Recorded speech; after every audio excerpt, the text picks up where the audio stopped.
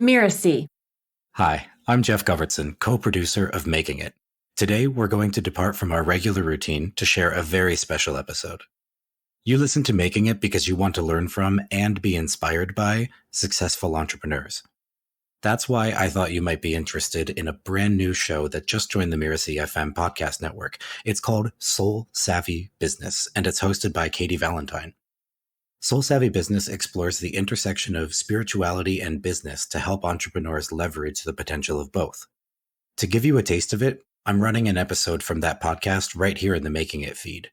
I chose this particular episode because it really encapsulates the entrepreneurial vision of reaching beyond the norm and exploring what's possible. Enjoy!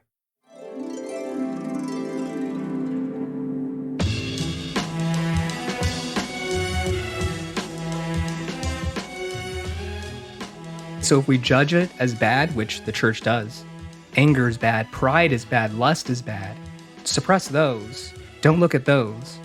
Well, all of that just gets stored up in our bodies, and it's all repressed, and we're walking around just suffering, and we wonder why. Hello, I'm Katy Valentine, and you're listening to Soul Savvy Business. I am a soul-minded spiritual entrepreneur, a Christian minister, and a New Testament scholar, but don't let that scare you. I support all paths to the divine, and I use tools such as chakras, dreams, and intuition to get there. On this podcast, we explore the intersection of business and spirituality. What do I mean by that? Too often, we separate our business selves from our spiritual selves, but in doing that, we don't leverage the full potential of either one. This series aims to help you fall in love with your own soul so that you can live your most fulfilling and successful life. On today's episode, I'm going to talk to a coach whose work centers around healing and spiritual transformation. But first,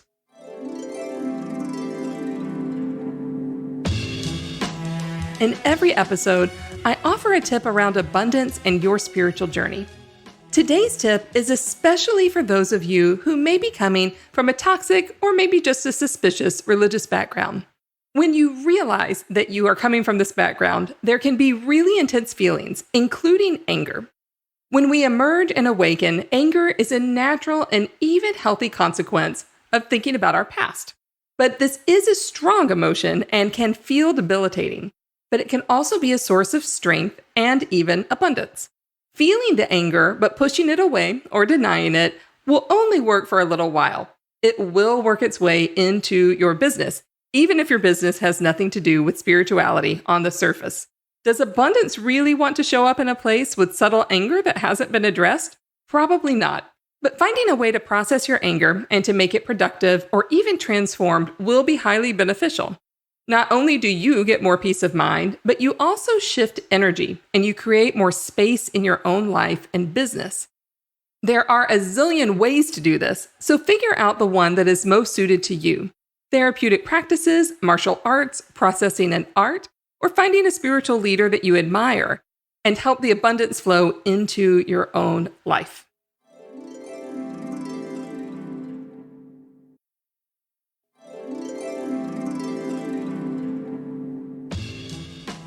My guest today is Justin Tang. He is a self-described ex-vangelical, hypnotist, and pointer to the Christ within. After finding a path to his own healing, he became passionate about helping others with inner work and transformation.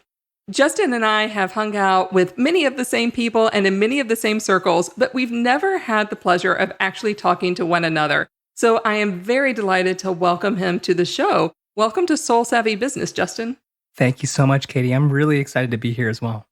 Me too. Well, I'm just super curious. Did anything resonate with you in today's tip on abundance, where I was talking a bit about anger and processing anger? Yes. Yeah. This is something that I've worked through.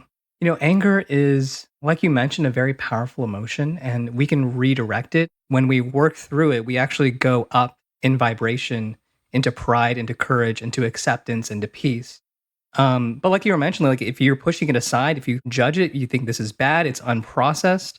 I mean, that's absolutely not only going to wreak havoc in your business life, because everything is connected. It's all energetics. There's some kind of the same energy behind, your business, your personal life, relationships, whatnot. But yeah, when we process this anger, then we actually raise inner vibration. We can redirect it. It's really just misdirected energy, is what it is. Yeah. And, when I think too about some of the experiences I had at camps when I was a youth, at kind of what I now see were pretty manipulative religious tactics, it doesn't produce anger anymore, but it sure did, 15 years ago or so. I'm curious if you've had, similar experiences. Yes. And, I'm still working through a lot of things, as we all are. Yes. When I came out from Christianity, it felt like I was very angry against Christians. But yeah, there was definitely a phase where I was just like, I'm going to argue on Facebook against every Christian. And then I realized, I don't know. I think there's something deeper going there, some things to work through, and I don't have to do this. I can redirect it. Yeah. All right. And where you've redirected it is definitely topics that we're going to get to in your amazing work that you do now. So a question that we like to ask every guest is, what word or words do you currently use when referring to whatever it is that you consider the divine? Well, the divine is a great word for the divine. I tend to use Christ just because that's my background. Say Christ consciousness or just consciousness in general. I think it's all consciousness. So divine consciousness. Sometimes I use source. I'm not really picky. God as well. So these are, just some of the words that I use. Do any of them have kind of more special meaning than others for you? I am has a very special meaning. Ooh, that sounds provocative. Can you tell us more? Yeah, and this goes back to, consciousness, and that God is consciousness or divine is consciousness or we are consciousness. And we're all weirdly connected as one consciousness and yet individuals at the same time. It's a weird thing that I don't understand. But I'm very influenced by Neville Goddard. He is just powerful, just an amazing mystic and writer. And he talks about I am a lot, because you can say, like, I'm looking at this computer or this mic, I can say I am not this mic, or I am not this computer, or I am not Katy. But what I can't say is I am not, because the core of everything is simply I am. I'm aware of having some kind of subjective experience. And when we can get to that, that's where the transformation actually happens. That is amazing. Everything you said, I think we could unpack for about an hour. That all had so much richness in it. And it's also taking me, I'm putting on my biblical scholar hat here. The famous I am in scripture is, of course, in Exodus, when God reveals God's self to Moses. And Moses said, "What should I call you?" And God says, I am that I am. And that verb, the way verb tenses work in Hebrew is very, very different than in English. So that same word can mean I was who I was, or I am who I am, or I will be who I will be.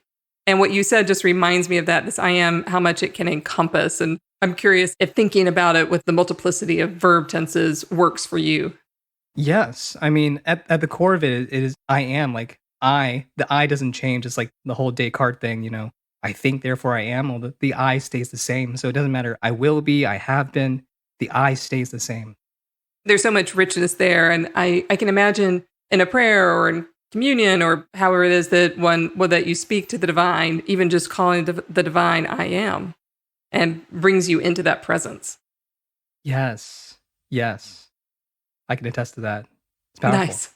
Can you tell us just a little bit about your experience of religion or spirituality in your upbringing? Sure. Well, as we were just previous to this conversation, I mentioned I was in Dallas. And, in Dallas, we love guns, steak, and Jesus. It's the belt buckle of the Bible Belt. There's 3 churches on every corner. I don't think that's an exaggeration. They're really like, you just drive out, there's just churches everywhere. So it's a very conservative place. So I grew up with this notion of the Bible is the Word of God. Jesus is the Son of God. If you believe in him, you will go to heaven. It's about a personal relationship with Jesus. And of course, tied with that is, well, you got to follow what the Word of God says. And if you have a relationship with Jesus, then you will live holy, righteous life. So you'll do the things that Jesus said. So I grew up in that and a very Bible-centered, Jesus-centered religion. And, I went to VBS, Vacation Bible Study. We did Awana, which is where you memorize Bible verses as a kid, and then you can recite them back and get rewards and things like that. So I did all of that. And, looking back, there were some great things about religion, about Christianity. I think it does teach some good moral values, right? Of course, like the central focus, hopefully, for Christianity is love. And how can we push away love as the central theme? So there's a lot of great things about Christianity, but also a lot of baggage. Of course, we're being told that we're sinners. So I grew up with this sense of guilt and shame, and of course, compound that with family, with our attachment issues. We look to our mother and father as basically as God. They're taking care of us. And as children, we don't know any better. And so whatever they say, we internalize, or whatever they mirror or don't mirror, we internalize. And we don't know any better as children. We're just simply being led by our parents or being led by religion. So all that stuff gets internalized in our subconscious mind. There's a lot of people pleasing. If you want to do the right things so that your church, so that God is going to approve of you, even though they're preaching grace and all these things, but the underlying kind of message, the foundation was like, yeah, but if you want to be a part of the in group, if you want to be accepted here, you want to do the things that a Christian does. So there's a lot of that. Obviously, the fear of hell is a huge thing. So it was a mixed bag. Let's just put it that way. Yeah. Well, and since you're a self-described ex-vangelical, that's implying you grew up in a pretty evangelical Christian setting. Yes. Yeah, 100%. Many Christian, evangelical, and fundamentalist churches emphasize a total reliance on the Bible and its interpretation by authorities. This is somewhat different than the way I practice my faith now, where I experience God as a co-creator with me, who expects that I will develop my own wisdom and agency. Of course, it wasn't always this way, even in my own life. For many people growing up in evangelical environments, the devil is literally around every corner. Individuals need to watch out and get in line. This mindset is, as you can imagine, dependent on a particular view of hell and demons. Jesus becomes a way to avoid hell rather than a way to live a fulfilling and meaningful life now. Individuals often spend more time looking for potential evil than on the life of Jesus and justice. The reliance on others for interpretation of both the Bible and one's own personal practices can get really limiting. For instance, if someone meditates, they might be letting demons into themselves and putting themselves at risk for eternal hellfire and damnation. Instead, people are supposed to rely on the Bible, but most importantly, on other people's interpretation of the Bible for their eternal salvation. Many people, when they depart from evangelicalism, find that the Bible and God don't match what they were taught. So I got really curious about Justin's current practices and how they differ or align with his evangelical upbringing. Yeah, that's a great question. I think before I would have looked at meditation as something that's, inherently demonic. But now, yeah, my spiritual practices, some of it has more or less remained the same. My understanding has changed. And so I have added meditation. I obviously have added, self-hypnosis as a hypnotist. I see that as something very spiritual, being in a trance state that's natural, that all of us can enter into. But I would say working with, chakras and even chanting. I know that sounds crazy. Not something that definitely an evangelical would not do, but chanting, something like going back to I am. For me, that's something very powerful and personal. And even just repeating, I am, I am, I am. Like, I don't know what it does. Something changes. So yeah, I've added those things in. And now I look at prayer differently. So I still pray in the traditional sense.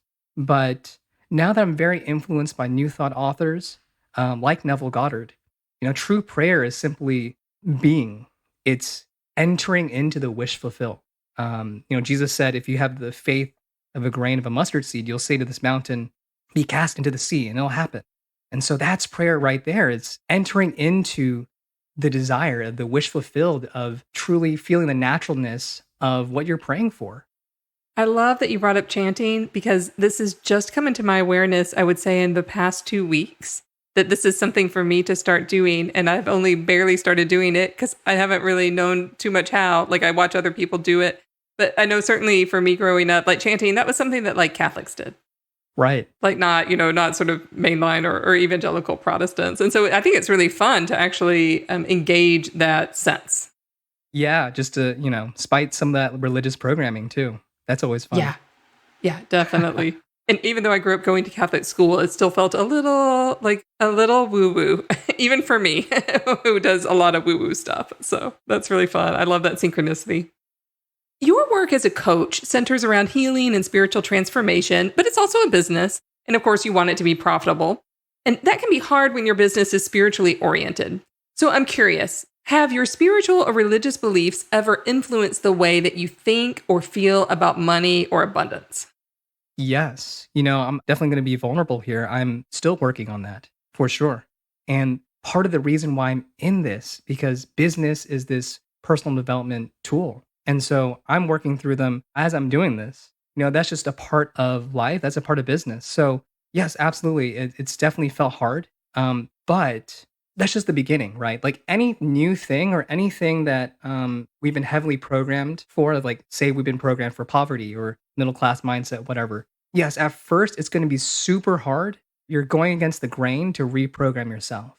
But as you do that more and more consistently, reprogram yourself, focusing on what you want, telling yourself the new story. And of course, that programming is going to come up, the resistance is going to come up, which, that's something that I love to work with. But like we can do this ourselves. You technically don't need me or a coach or anyone. We can all do this ourselves. But as that comes up and we work through that, then it gets easier and easier and easier as time goes on. Justin uses the word programming in this episode quite often, so let me take a moment to define it. Programming is any coding that gets into our brains and creates a pattern. We might be programmed to believe, as we talked about earlier, in hell or that meditation is evil. You might receive programming that marriage is an expectation or that success only equals money. Most programming takes place unconsciously and in our very early years. But we can also reprogram our brains and souls for new realities. As entrepreneurs, this is something we're probably used to doing for ourselves quite often. Something that people coming from Christian backgrounds hear a lot is that money is the root of all evil, and that wealthy people cannot get into heaven. But here is a quick fact for you. The correct translation is actually the love of money is the root of all evil, found in 1 Timothy right after telling enslaved people to be nice to their masters. So maybe we should take that advice with a little bit of a grain of salt. Is the caution against wealth and money using the Bible really just a form of programming? Justin is going to tell us more in just a minute. The interesting thing about these two beliefs or bits of programming is that they're actually at odds with the evangelical values that Justin grew up with. These values emphasize tithing and a lot of monetary spending on programs, worship, and buildings. I was curious if either of these two particular beliefs or programming had made their way into Justin's thinking. Absolutely. Yeah, that's been a big one for sure. That like spiritual people can't be rich. What did Jesus say? It's harder for a rich man to enter the kingdom of heaven than for a camel to go through an eye of a needle. That's a pretty popular one. Yeah, absolutely.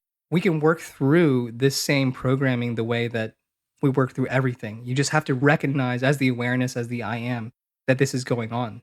And then if we separate from this, we can see it for what it is and we can love and accept it. And that's where the cool stuff happens. It begins to dissolve, our relationship to it really, it changes. Yeah, but that's definitely something that's come up for me. I know you're not alone there, and certainly those are kind of refrains that I think play in a loop for a lot of people. So listeners, if you're among those, you're not alone. But we're definitely going to talk about the transformation process because this is what Justin does. This is what Justin helps people with.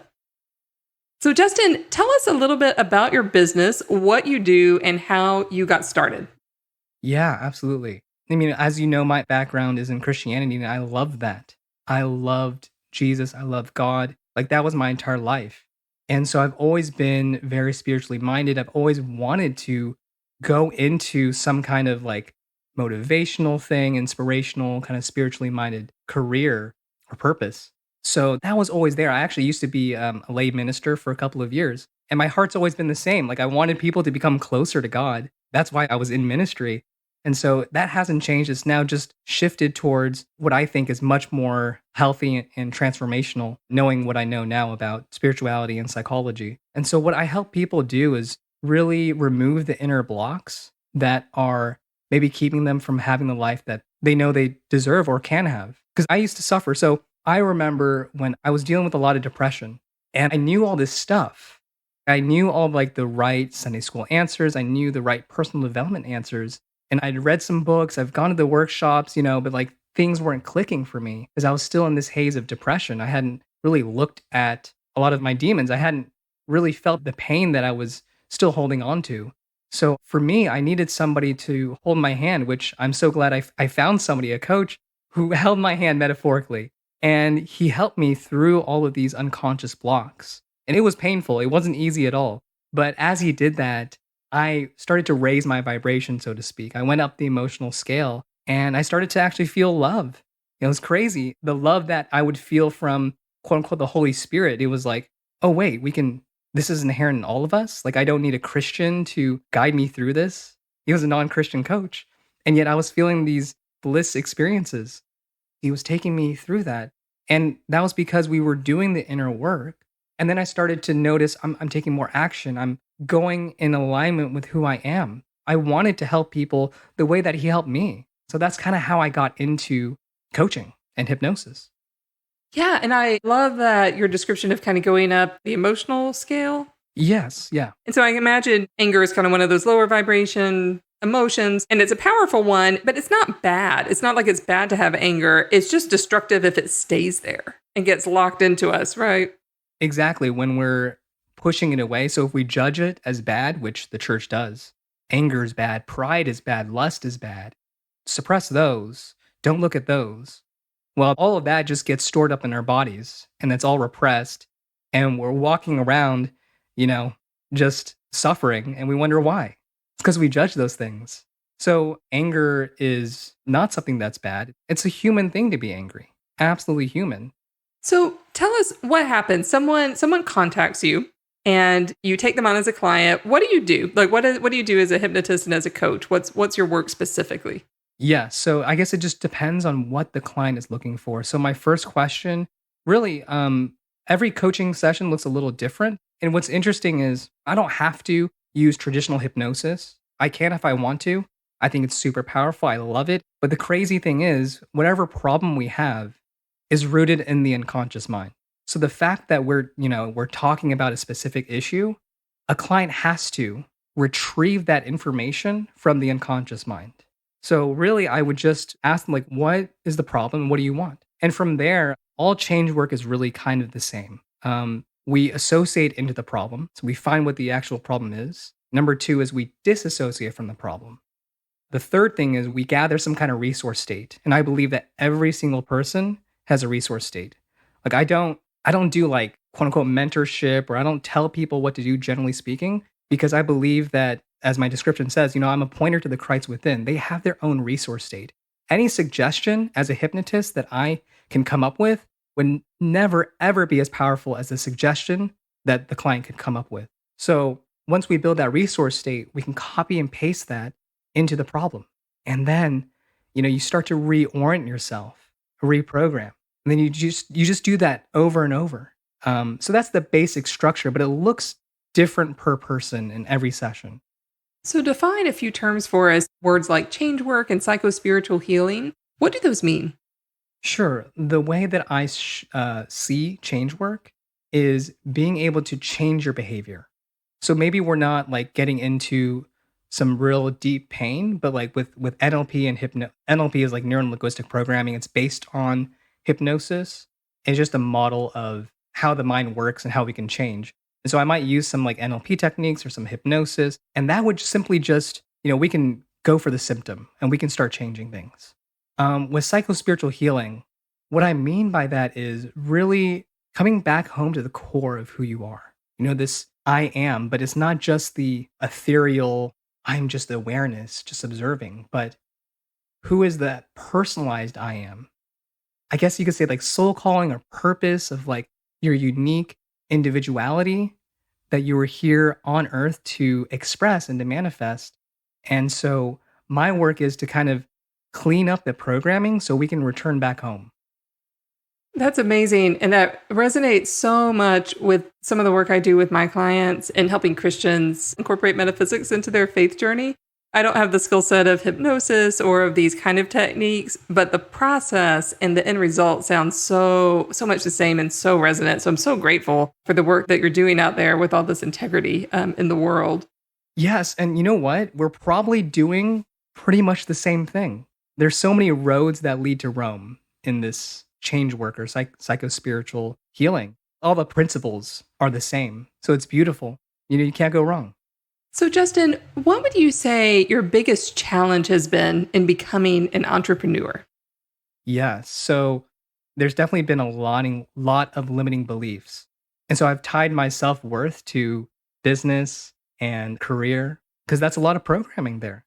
You might not know I'm Asian culture and Asian parents, they'll put career and finances very high category, right? There's a lot of pressure there to conform to a specific path. So yeah, I definitely had to overcome a lot of those limiting beliefs and especially the limiting belief of I have to do the 9 to 5 grind. And what made you step out of the 9 to 5 grind and into this entrepreneurial mindset? Yeah, that's, as a coach, I have a coach and he's been working with me. He's been helping me and pushing my boundaries.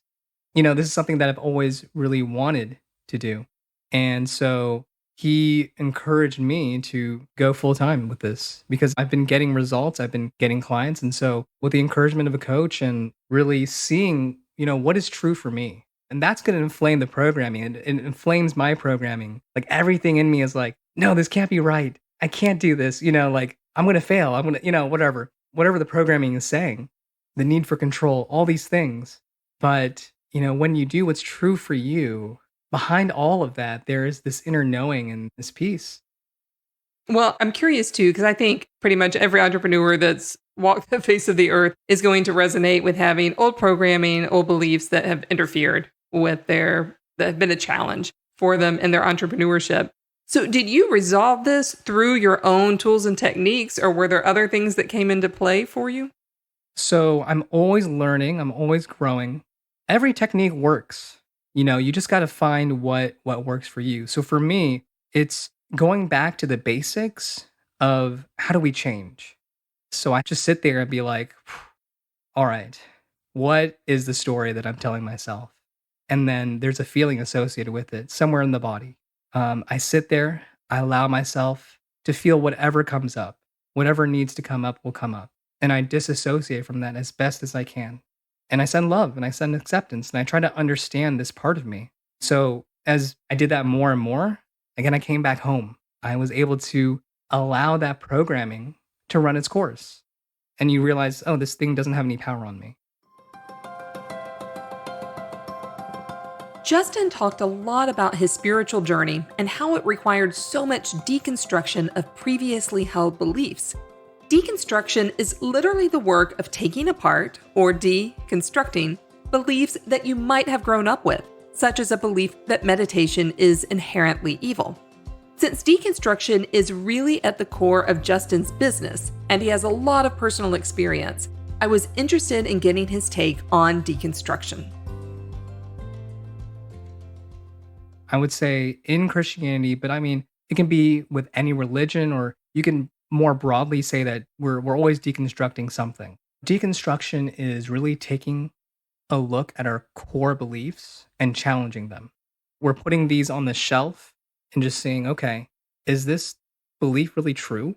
Is this belief serving me in some way?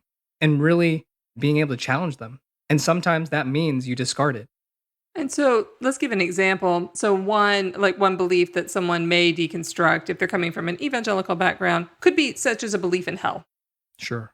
And so the deconstruction process might take someone into areas where they're asking questions like, well, who taught me that? Is what I was taught an actual belief that I have? What are alternative beliefs? And you come up with a new belief. And it's a painful process. Any deconstructed Christian will definitely tell you that. I mean, for most people, some people, they come out of deconstruction like, I've never felt better in my life. But generally speaking, in my personal experience as well, it's been very, very painful because our identity has been tied to this belief. It's not just we're deconstructing some random thought, but this is like deconstructing our very selves, our very identity of the core of who we thought we were. So that's always very, very painful. This can be a painful but rewarding process for anyone coming from a fundamentalist background of any religion who is beginning to ask new questions. Within Christianity, there are entire deconstruction communities who co-journey together. There's no set pathway for people when they deconstruct. Some emerge into new belief patterns within their tradition, like I did. Others may deconstruct and become agnostic or atheist. I personally love to assist people who are deconstructing their old religious beliefs to develop their own new programming of their choice about energy, metaphysics, and their soul journey without having to abandon their relationship with Christ. So tell us a little bit about what does it mean to you to be in alignment spiritually, and how important is that to you? To be in alignment spiritually is to be true to who I am, to live authentically. And that's everything. This business is an extension of who I am. And I love what I do. It guides everything. It guides my business and it guides, my relationships, because that's the core of, the core of who we are will get reflected out. I've been at a 9-to-5 job that sucked the life out of me. And I felt like I had to be there because, well, shoot, this is what everyone does. Where else am I going to get money? I need that safety and security. And so that definitely impacted me and how I viewed life. I was just like, oh, this is kind of a drag. When we don't do what's true, that can be very, very difficult to really operate. And so that's a lesson I'm learning. I wasn't staying true to me. It just felt like when I wasn't staying true to me, that I was dying on the inside. That's how I would word it. I know a ton of people will really resonate with that. And I'm curious as well if you've experienced any of this once you left your 9-to-5. Have you had any experiences of misalignments, maybe not quite as dramatic while you've been in your coaching business? Or is it all like smooth sailing for you? Oh, yeah. It's all been smooth sailing. Yay, tell us the secret. Yeah. Yes. Yeah, absolutely. So, even coming on this podcast, right? And putting yourself out there, like I respect every entrepreneur. Like it's not always easy. So even coming onto this podcast, that's going to inflame that programming. So there's a difference between stepping into tension because it's actually true for us to do. And it's going to be scary. There's going to be challenges. Absolutely. There's going to be programming that comes up, but you're still in alignment. We didn't come here on this earth to float on clouds and, everything's fine. As we engage in business, as we grow, as we overcome challenges, we evolve. We become who we're meant to be. It's like our own God field is actually orchestrating these things for our soul evolution, if you want to call it that, for our spiritual growth. Can you just say that last line again? Because I think that was some golden wisdom right there. Our own God field? Yeah. And it's not original. Shout out to Kevin Allen Stansberry. He's been helping me. Yeah, our own God field, the I am, that personalized I am, is orchestrating these things, these challenges for our soul's evolution. We weren't meant here to just, again, like float on clouds and nothing's ever wrong. Life is just dandy. We were meant to overcome some things and grow and learn. How empowering is that for all entrepreneurs who are listening to this? Because we all go through struggles. We all go through times where we're experiencing worry, we're not in the flow of abundance. But if we could reorganize that into this thought that, oh, maybe this is just an experience I'm to go through and surrender into that flow so that we can get to the other side and see whatever the lessons are, we can see our new potential growth that might not be as possible without these times of hardships. So before we wrap up, Justin, do you have any advice you'd like to share with our listeners?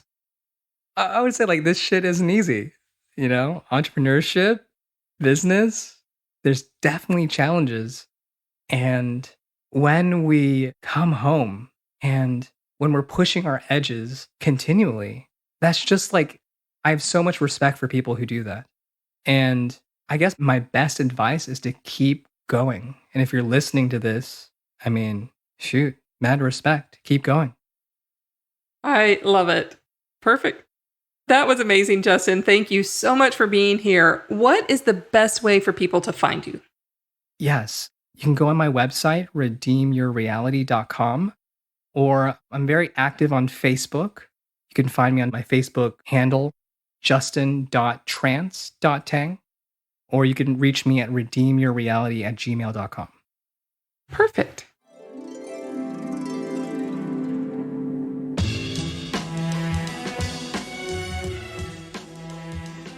I'm Katy Valentine, and you've been listening to Soul Savvy Business. Soul Savvy Business is part of the Mirasee FM podcast network, which also includes such shows as Just Between Coaches and Once Upon a Business. This episode was produced by Cynthia Lamb. I wrote this episode with Melissa Deal and Cynthia. Melissa assembled the episode, Danny Eny is our executive producer, and post-production was by Post Office Sound. To make sure you don't miss great episodes coming up on Soul Savvy Business, follow us on Apple Podcasts, Spotify, or wherever you're listening right now. And if you liked the show, please give us a starred review. It is the best way to help us get these ideas to more people. Thanks. We'll see you next time.